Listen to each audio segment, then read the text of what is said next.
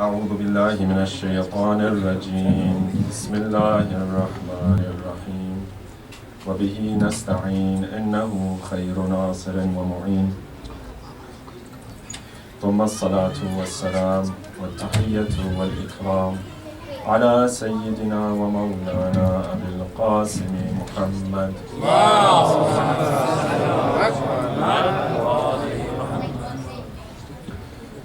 وعلى أهل بيته الطيبين الطاهرين المعصومين.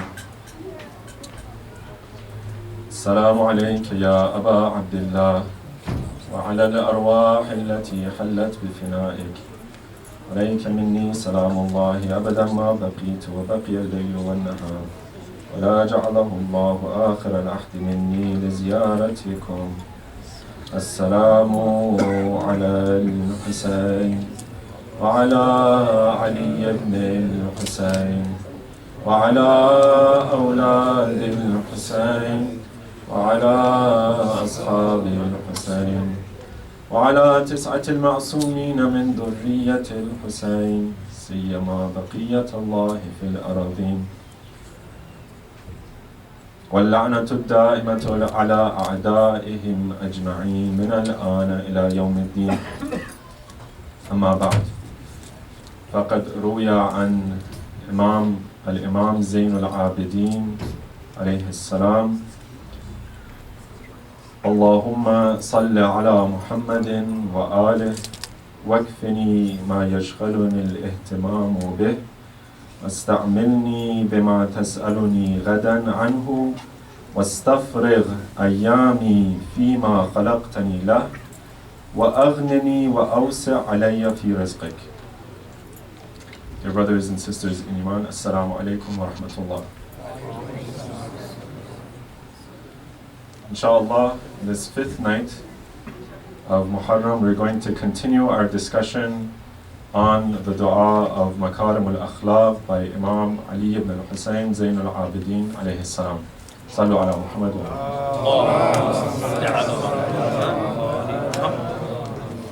And so far in our discussion on this dua, we have established the foundations and the pillars upon which we are going to recreate ourselves and transform our souls.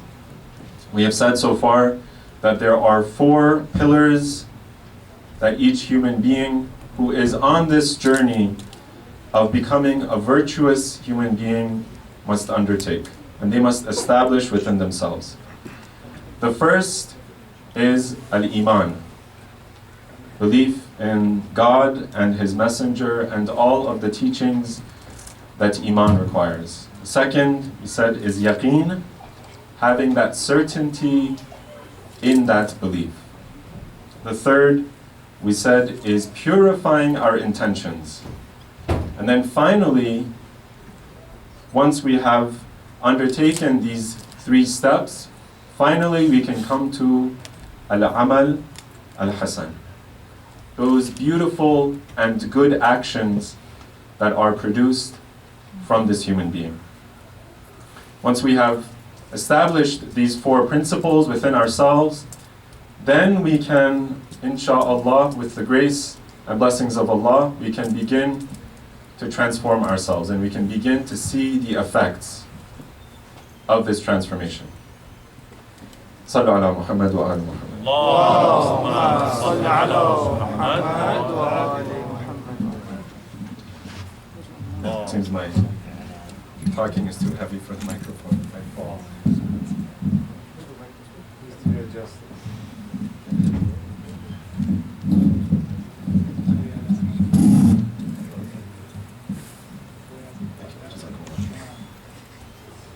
Please send another louder salawat.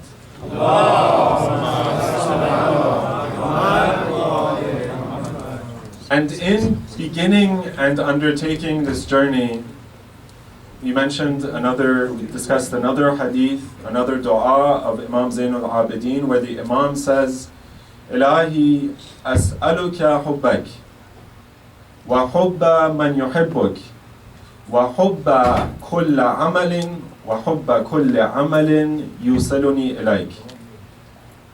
O Allah, I ask you and I pray to you for your love, and the love of all of those who love you, and the love of all of those actions which bring me closer and closer towards you. And so the fuel by which we undertake this journey, the fire with which we undertake this journey, that fire is love. And it's love of Allah and of those who Allah loves.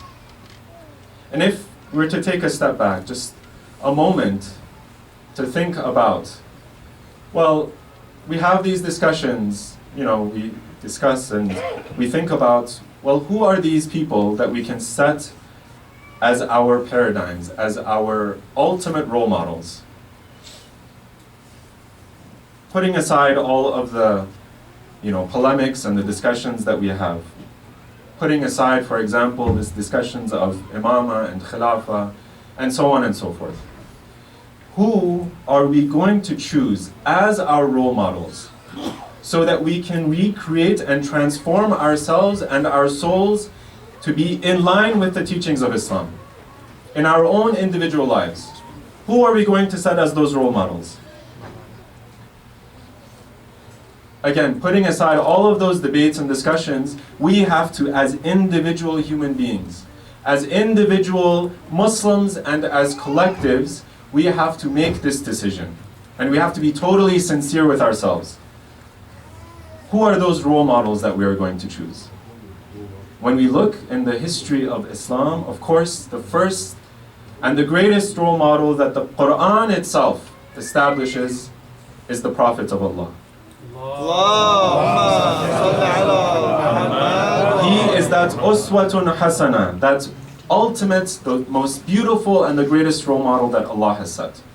But if we established, and again, we have established the pillars of good akhlaq and of good virtues, we have to look in those people after the Prophet and see, who are we going to follow after the Prophet? And we can find no one else other than Amirul Mu'mineen Ali ibn Abi Talib. If we look at the characteristics of Amirul Mu'mineen, of Imam Ali, we see that all four of these foundations and pillars of Islam, of good akhlaq, can be found in Amirul Mu'mineen, and really no one like Amirul Mu'mineen. No one other than Imam Ali. When we look at his iman, the Quran itself describes the iman of Amirul Mu'mineen. The Quran itself says, أعوذ بالله من الشيطان الرجيم إنما وليكم الله ورسوله إنما وليكم الله والذين آمنوا الذين يقيمون الصلاة ويؤتون الزكاة وهم راكعون.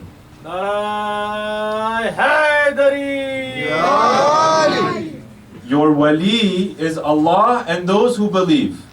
And there is no doubt whatsoever that those who believe in this ayah that Allah describes is Amirul Mu'mineen Ali ibn Abi Talib. This famous story that no true and sincere mufassir disputes. So Allah describes the iman of Amirul Mu'mineen. Then comes yaqeen. Then comes yaqeen. What does Amirul Mu'mineen say? لو كشف الغطاء مزددت يقينا. If all of the veils, if all of those veils that cover us from the reality of Allah's existence and creation were pulled aside for me, if all of them were lifted for me, I would not increase even a small amount in my yaqeen.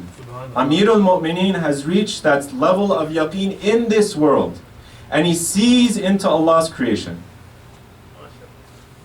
And so, if we are looking for iman, we look at our role model for ourselves as individuals, as communities, should be Amirul Mu'mineen. If we're looking at yaqeen, we look at Amirul Mu'mineen. If we look at niyyah, I mentioned this munajat of Amirul Mu'mineen last night, where Imam Ali, he says, Ya Allah, Ilahi ma abadtuka khawfan min iqabik. Oh Allah, I do not worship you in fear of your punishment. وَلَا رَغْبَةً في ولا رغبة في ثوابك. I do not desire and seek all of those blessings and all of those virtues and those rewards that you're going to give me. Oh Allah, the reason that niyyah that Amirul Mu'mineen has when he worships and turns towards Allah, وَلَكِنْ وَجَدْتُكَ أَهْلًا لِلْعِبَادَةِ فَعَبَدْتُكَ. Oh Allah, I worship you because I know you are worthy of being worshipped, and therefore I worship you. Amirul Mu'mineen's heart yearns for Allah. It is sincere and purified for Allah, and there's no other reason why he worships Allah. If we're looking at Iman, Yaqeen, Niyyah, and then finally Amal. The Quran itself attests and bears witness to the Iman of the Amal of Amirul Mu'mineen and the Ahlul Bayt. In Surah Al-Insan, Allah describes the sacrifice of the Ahlul Bayt.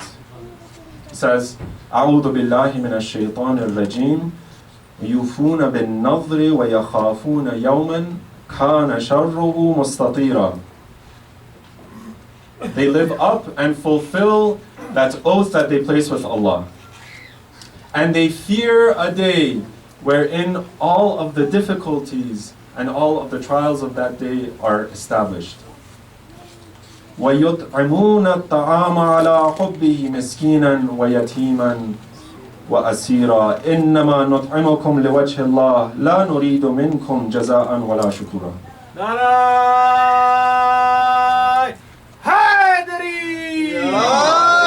This famous story of the Ahlul Bayt when they pledged their oath, when they created this nadhr with themselves, between themselves and Allah.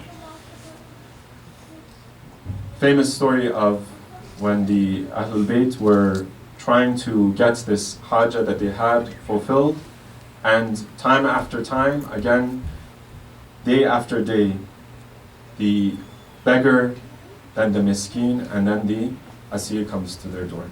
And the Quran attests to this itself. And so, and this isn't just a matter of, as the followers of the Ahlul Bayt. Again, we're not talking about a matter of identity. Because we are followers of the school of Ahlul Bayt, we have accepted Amirul Mu'mineen, we are going to look at Imam Ali as our role model. If we are sincerely undertaking this journey and this path towards Allah, then this is our requirement. Then we have to uphold those role models and create and recreate ourselves in their mold. Now, in continuing the dua of Imam Zainul Abidin, the Imam, he says, Allahumma salli ala Muhammadin wa alih, wakfini ma yashghuluni al-ihtimamu bih. Ma yashghuluni al-ihtimamu bih. Oh Allah, Allahumma salli ala Muhammadin wa alih, and oh Allah, make me independent and suffice for me from all of those things that busy me in my life, that take up my time, my energy, and my thoughts. And make me وَاسْتَعْمِلْنِي بِمَا تَسْأَلُنِي غَدًا عَنْهُ. And oh Allah, put me in the service of all of those things and make my actions in line with all of those things that you are going to ask of me tomorrow. وَاسْتَفْرِغْ أَيَّامِي فِي مَا خَلَقْتَنِي لَهُ. And oh Allah, free up all of the days, all of my waking moments and my sleeping moments in those things that you have, in the service of those things that you have created me for. That purpose for which and upon which you have created me. وَأَغْنِنِي وَأَوْسِعْ عَلَيَّ فِي رِزْقِكَ. And oh Allah, make me independent and make me wealthy and expand for me that rizq that you give me, that sustenance that you provide for me. Please send a loud salawat.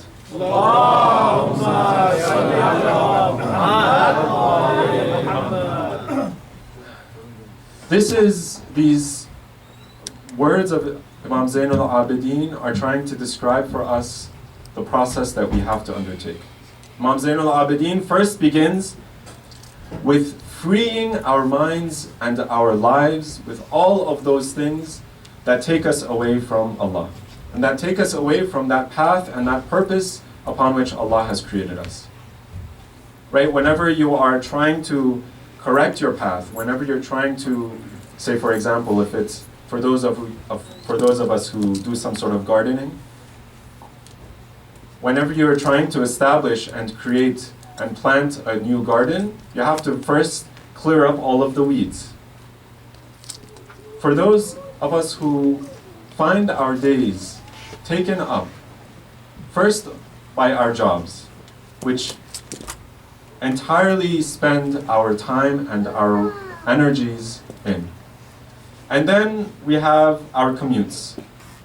And then we have all of those things that we spend our time on a daily basis or on a weekly basis. And we don't leave ourselves any opportunity to think about that ultimate purpose upon which we are destined. That ultimate purpose upon which we are created. In the end of the day, when we are facing Allah, are we really going to be sincere and say that, oh Allah, I have not wasted any of my time? Can we really make that claim? That, oh Allah, I have spent my time entirely in your purpose, and entirely on your path. And so we have to free ourselves of all of those things that consume our time and our energy and our lives, and recalibrate ourselves. And so we have to take a moment, maybe within our week, within our day, or within our calendar, within the year, to understand and take out and subtract from our lives all of those things that take us away from Allah. We have to remove all of those weeds and all of those, things that distract us from Allah. And so we have riwayah after riwayah, hadith after hadith, where the Prophet of Allah, Muhammad al-Mustafa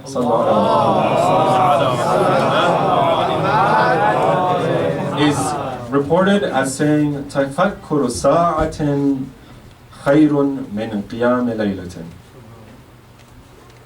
تَفَكُّرُ سَاعَةٍ خَيْرٌ مِنْ قِيَامِ لَيْلَةٍ, or مِنْ عِبَادَةِ سَنَةٍ. We have to take a moment and reflect and contemplate, what is it that we are spending our lives on? What is it that we are spending our days and our energies on? Take a moment in your day or in your week. What are those things on a daily basis that we are spending our lives on? And then once we have cleared out all of those things, then Imam Zainul Abidin says, وَاسْتَعْمِلْنِي بِمَا تَسْأَلُنِي غَدًا عَنْهُ. Imam Zainul Abidin says, and then put me in the service of all of those things that you will ask me about in the hereafter. In that tomorrow. Imam Zainul Abidin says tomorrow, ghadan. Now this tomorrow can be tomorrow, or it can be some sort of future date, depending on what Allah has decreed for us. Oh Allah, put me in the service of those things. Now there's a question that sometimes we are asked, or that sometimes may enter into our minds, and that is, well, if Allah really knows who we are and what we do, if Allah knows before He creates us all of our actions and all of our deeds, then why create us in the first place? Right? What is the whole purpose of creation? Why doesn't Allah put those good people in the heavens, in heaven and His paradise, and then put the evil ones in hellfire? And this line of Imam Zainul Abidin begs this question. وَاسْتَعْمِلْنِي بِمَا تَسْأَلُنِي غَدًا عَنْهُ. If we're trying to understand this paradox, this issue of Allah's creation and the purpose of Allah's creation, one way of understanding this is taking an example. Imagine, for example, that you can imagine in your mind a beautiful apple tree. And you can plant the seed from the very beginning in your mind. And then this tree grows, and it grows. And then after a while, it produces leaves, and then it produces fruit. And then the fruit of this tree are round, and they're delicious, and they're red. and it's a beautiful apple tree. And then imagine somebody says that, here are some seeds. Here are some apple seeds. Go ahead and plant this apple seed. And then you turn around and say, no, it's okay.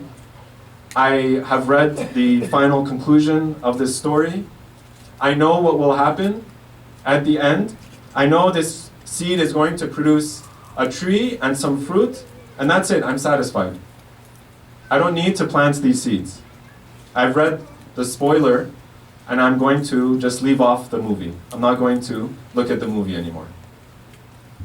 If somebody were to say this to us, we'd laugh, right? The whole point is not just thinking or not just knowing that a tree is produced from a seed, but actually bringing this seed to life, actually bringing this tree to life and producing this fruit, and then eating this fruit. That's the goal. That's the goal. That's the ultimate goal. And so if we were to say that, oh Allah, why bring us into this creation?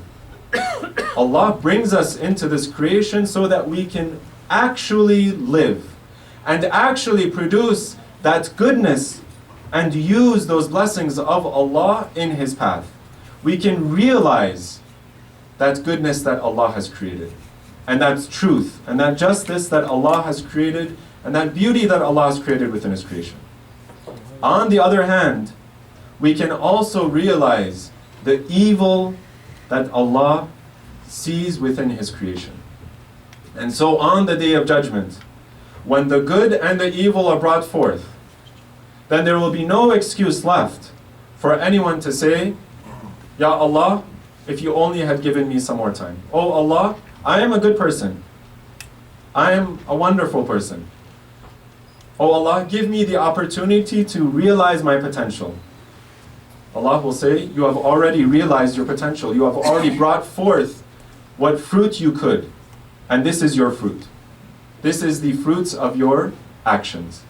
And so, if we are trying to understand the wisdom behind Allah's creation, and as well the wisdom behind our own actions,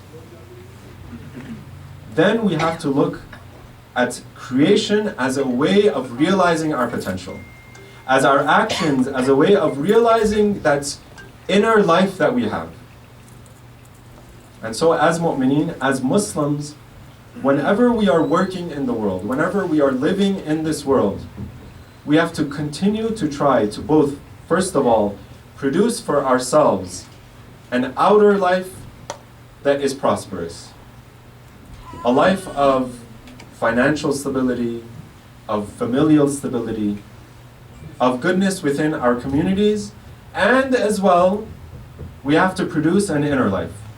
We have to try to become deeper and deeper and more profound and think about the creation of Allah. Set aside that moment and that time within our week and think about, why is Allah's creation so beautiful? Why did Allah create it in this way and not in that? وَاسْتَعْمِلْنِي بِمَا تَسْأَلُنِي غَدًا عَنْ. Oh Allah, put me in the service of that which you will ask me about tomorrow. وَاسْتَفْرِغْ أَيَّامِي فِي مَا خَلَقْتَنِي لَهُ. Oh Allah, if I am trying to understand what I must spend my life on, then I must look at the beginning and the purpose of my creation. Oh Allah, give me the opportunity and free up my time so that I may spend it fulfilling that purpose. At the end of the day, we have the ayat of the Quran giving the purpose of our very creation. مَا خَلَقْتُ الْجِنَّ وَالْإِنسِ إِلَّا لِيَعْبُدُونَ. And then Allah says, وَأَغْنِنِي, or Imam Zayn al-Abidin says, وَأَغْنِنِي وَأَوْسِعْ عَلَيَّ فِي رِزْقِكَ. Imam Zayn al-Abidin says, oh Allah, make me free and make me wealthy of all of those things that take me away from you. There's two ways we can understand this, these sentences of the dua. And inshallah, we'll continue with a loud salawat. Allahumma salli ala Muhammad wa ali Muhammad. Imam Zayn al-Abidin says, make me independent and wealthy of all of those things that take me away from you.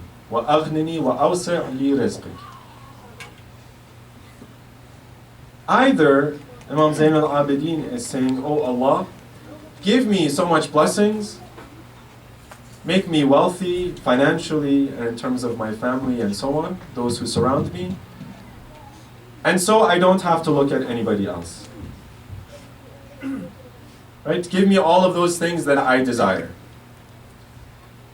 Or we can see these lines as saying, as Imam Zain al-Abidin asking Allah and praying to Allah that, "Oh Allah, make me suffice with that which you give me. Oh Allah, transform me in a way that I love whatever you give me. And I don't seek anything else other than what you give me. Oh Allah, whatever my beloved gives me, whatever my beloved puts in my life, that, because it is coming from the love of my beloved, that is sufficient for me." And so we have the hadith of the Prophet of Islam, Muhammad al-Mustafa, where he says, where the Prophet says, "Man lam yastaghni billahi an dunya fala dina lah."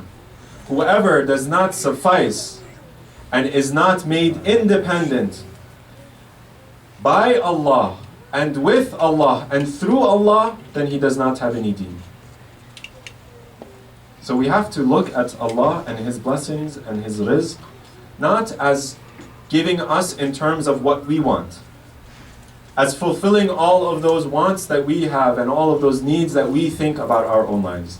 We have to put our lives and our souls in the hands of Allah and think and really understand and contemplate, well, Allah is the one who loves me. And if I love Allah in return, then I will see all of His blessings as fulfilling all of those needs that I have. Because my entire need and my entire goal in my life is to get closer and closer to my beloved, to my Allah, to my Creator. And so if Allah deems for me that this is what I need, then, oh Allah, make me understand. Give me the understanding that this is what I need. Oh Allah, make me satisfied with that which you place in my life. Ridan biridak. This is what we learn from the events of Karbala. Let us turn our attention to Imam Hussein. Imam Hussein teaches us that it is not, sometimes we might ask Allah, and this is a teaching that we have from the Ahlul Bayt. We ask Allah in terms of what we understand. And that is, there's no problem with that. That is in fact a good and a lesson that we get from the Ahlul Bayt. But slowly and slowly we have to work on ourselves so that we can reach the moment and reach that point wherein we are satisfied with those things that Allah places, those difficulties that Allah places within our lives.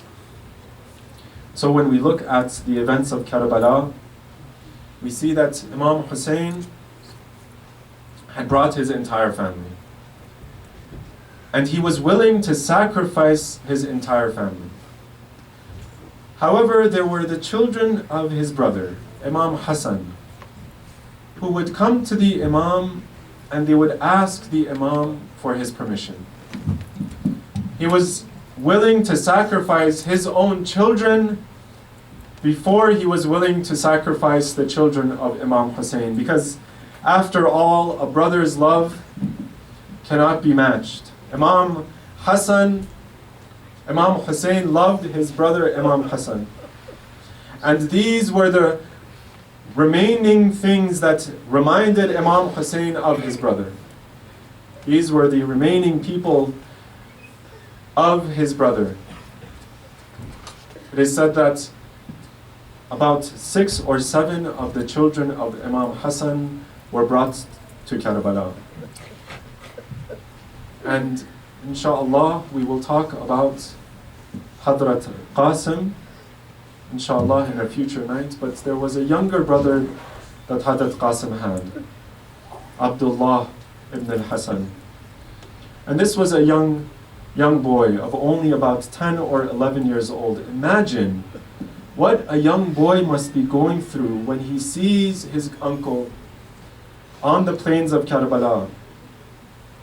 It is said that Imam Hussein gave the hand and made Lady Zainab responsible for Abdullah ibn Hassan. Imam Hussein said, Ya Zainab, do not let Abdullah leave your side.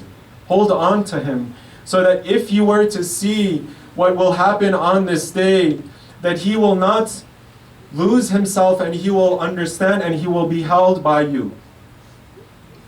And so Abdullah, it is said, stands by the side of Lady Zainab. And Lady Zainab holds on to him. And one after another, the companions of Imam Hussein go out into battle. And one after another, they die and they fall. And one after another, the Ahlul Bayt, the children of Imam Hussein and the army of Imam Hussein goes out into battle. And they fall and they died and they are martyred. And then finally, it is only Imam Hussein left. And Imam Hussein goes out and he fights a valiant battle, and he fights and he fights and he comes back to the tent, and then he goes back into the battlefield. And the tent, and Abdullah can hear these cries of Imam Hussein. Abdullah can hear the cries of Imam Hussein for any help or any aid. Hal min nasirin yansuruni. And Abdullah is standing by the side of Lady Zainab. Lady Zainab holds on to that trust of Imam Hassan. She does not let him go. And then finally the moment comes. That final moment comes when Imam Hussein has no one left, and he is tired and he is bruised and he is bleeding from his head to his toe. And it is said that Imam Hussein sustained so much damage and so much injury that Imam Hussein finally falls to the ground. And Imam Hussein is weakened and he cannot stand up. And he is on the floor, and then finally Abdullah ibn Hassan says, I cannot bear anymore. I may be young. I may not have that much strength in my arms, but I am going to support my Imam. And so it is said that Abdullah ibn Hassan runs out into the battlefield. He frees himself from his aunt, Lady Zainab, and he runs out and he holds his uncle and he embraces his uncle. How things have changed. Imam Hussein would hold on to all of the martyrs of the camp, and he would bring them back to the tent. But when it comes to the turn of Imam Hussein himself, it is only a child of 11 years old who will come and support the Imam. And the Imam is laying there on the floor, on the desert floor, and Abdullah ibn Hassan comes to his side. And Abdullah ibn Hassan says, until I am alive and until I have blood in my body, I will support you, Ya Imam. And so one of those mal'uneen come and he raises his sword to strike the Imam, and Abdullah ibn Hassan says, until I have arms on my body, until I have blood in my body, I will support my Imam. What do you think you are doing? You are sacrificing the progeny of the Prophet of Allah. And so Abdullah raises his hand to protect his uncle. And it is said that Mal'un brings down his sword, and he brings it with such strength that he cuts off the arm of Abdullah ibn Hassan. And Abdullah is laying there bleeding on the body of his uncle. And Imam Hussein grasps him and holds him in his arms. And Imam Hussein says, have patience, be patient. It's only a few moments until you meet your father. But the enemy soldiers would not even let them this final moment. And it is said that Harmala, he takes his bow and he takes his arrow and he takes aim. And he strikes his arrow at that young throat of Abdullah, and he sacrifices Abdullah. Lady Zainab is watching this scene. Lady Zainab sees this sacrifice, this final sacrifice of Imam Hussein, and she screams out, Ya laytani, oh Allah, would that I would have died and not seen this scene. وَسَيَعْلَمُ الَّذِينَ ظَلَمُوا أَيَّ مُنْقَلَبٍ يَنْقَلِبُونَ إِنَّا لِلَّهِ وَإِنَّا إِلَيْهِ راجعون.